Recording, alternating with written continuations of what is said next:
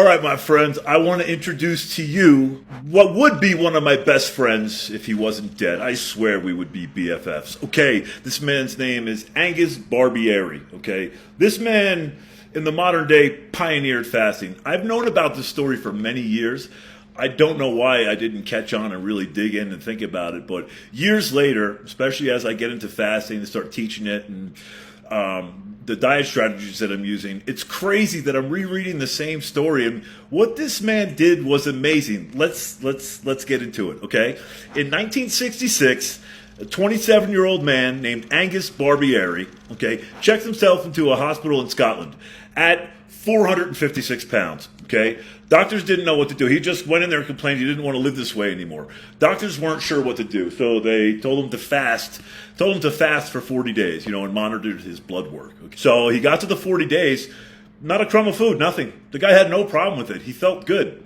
This ties into a little bit of the running off, fat as energy. Okay, this is real stuff. This actually happened many, many, many years ago. So the doctors were just hoping his stomach would shrink and that would be that. So he decided to keep going.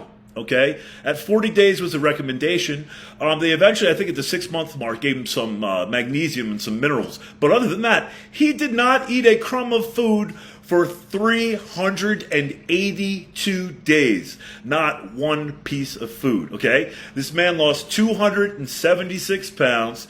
He went from 456 down to 180. He then lived the rest of his life in this healthy range. They monitored his blood work the whole time. Absolutely nothing came up. He died in 1990, or he'd be with me here right now. This is pretty incredible. Fasting is not new. I mean, religions have been doing this since the beginning of time. Most religions use fasting. Somewhere along the way, we never implemented it into a diet strategy.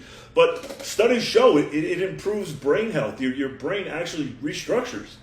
Fasting is the answer. It is the answer. And this man just did it. He beasted it for over a year.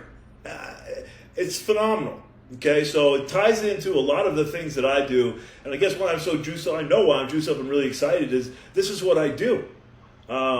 This is what I do, and it's crazy. I'm going to tie something in here. I made a post about going on my own diet, my 5-day diet, and I was going to use carbohydrates, and I did for 2 days. And I felt like shit. It's the crazy part about elimination diets, kind of carnivore or keto elimination diets. When you eliminate all this stuff, if you get to that point where you start adding it back in, you get a feeling of what works for you. Okay, and again, we're only doing this for 5 days, 386 days, man. So for 5 days, we eliminate this, and really, I'm speaking from the heart. I went on my own plan. I'm still doing it. I have to modify it tonight because, quite frankly, I had like 10 tacos the other night. I had heartburn for like 2 days. I don't like carbohydrates. They make me feel like shit, and they make me depressed. It's not just me. These are studies. Carbs are shit. We don't need them. Let's run off of our own body fat. This is not Britton's crazy opinion. This man did it. Angus Barbieri, he did it back in the 60s. What are we doing? Fat is fuel.